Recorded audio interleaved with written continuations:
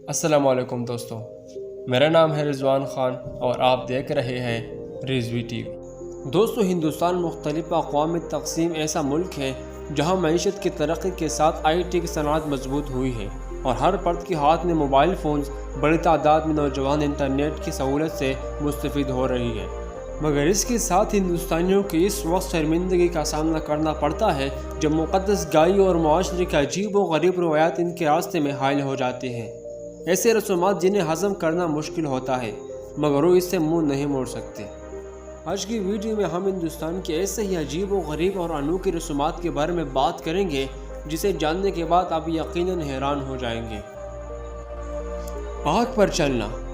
جنوبی ہندوستان کے لوگ ٹمیٹی نامی فیسٹیول کو برہنہ پاؤں جلتی لکڑیوں پر چل کر مناتے ہیں۔ یہ آگ پر چلنا کسی ہندو دیوی کو خارج عقیدت پیش کرنے کے لیے کیا جاتا ہے، تو یہی وہ رسم ہے کہ جلدی میں اسے عبور کرنے کی بجائے لوگ کسی باغ میں چہل قدمی کے انداز میں جلتے کوئلوں پر چلتے نظر آتے ہیں۔ اس میں حصہ لینے والے افراد کو بعد میں اپنے جلے ہوئے پیروں کا علاج کرنا پڑتا ہے اور کئی بار تو شدید یا بدترین زخموں کی وجہ سے وہ معذوری کا شکار بھی ہو جاتے ہیں۔ کونٹے پر لٹکنا۔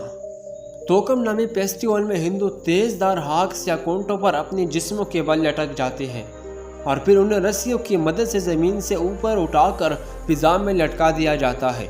جنوبی ہندوستان میں ہونے والے اس میلے پر ہندوستانی حکومت نے انسانی حقوق کی اداروں کے دباؤ پر پابندی لگا دی تھی، مگر اب بھی اس رسم کو مکمل طور پر ختم نہیں کیا جا سکا۔ بل فائٹنگ۔ اسپین کے مقابلے میں ہندوستانی بل فائٹنگ یا جلی کٹو بغیر کسی رسی یا ہتھیار کی ہوتی ہے، جبکہ بیل کو بھی مقابلے کے بعد مارا نہیں جاتا کیونکہ ہندو کے لیے وہ مقدس جو ہوتا ہے۔ جنوبی ہندوستان میں کاشتکاری کے میلے کے موقع پر اس کا انعقاد ہوتا ہے اور یہ ہندوستان کا خطرناک ترین کھیل بھی مانا جاتا ہے، جس میں نوجوان سمیت ہر عمر کے افراد پورے جوش و خروش سے حصہ لیتے ہیں۔ تاہم سینکڑوں افراد کی ہلاکت کے بعد اس پر سپریم کورٹ میں پابندی کی درخواست عائد کی گئی، جو تاحال زیر سماعت ہے۔ بالوں کی تجارت۔ ہندوستان میں منائے جانے والے کئی مذہبی تہوار میں لوگ اپنے بال منڈواتے ہیں۔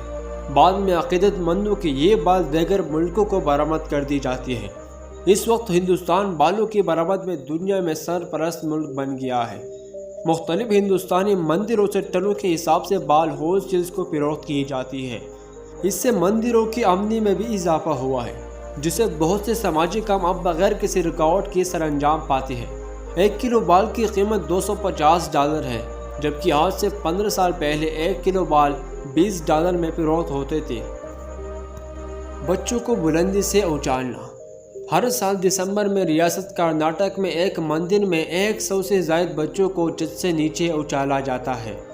200 فٹ بلندی سے نیچے پھینکے جانے والے بچوں کو پکڑنے کے لیے مردوں کا ایک گروپ کپڑوں کا جال لیے کھڑا ہوتا ہے۔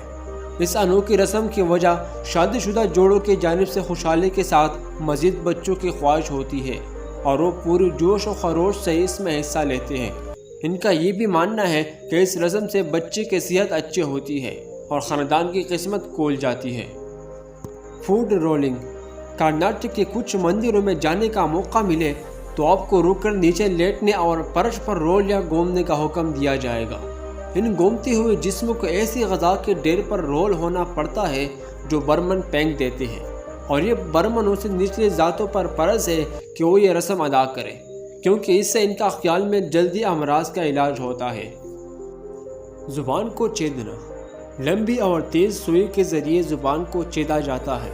یہ سوئی عام طور پر لکڑی یا اسٹیل سے بنائی جاتی ہے اور یہ اتنی بڑی ہوتی ہے کہ زبان چیدنے کے بعد منہ سے بھی باہر نکل جاتی ہے۔ ایسا انوکھا کام ہندوستان کی کئی میلوں میں ہوتا ہے اور عام طور پر اس کی وجہ شادی کی خواہش ہوتی ہے۔ لڑکیوں کی نسل کشی۔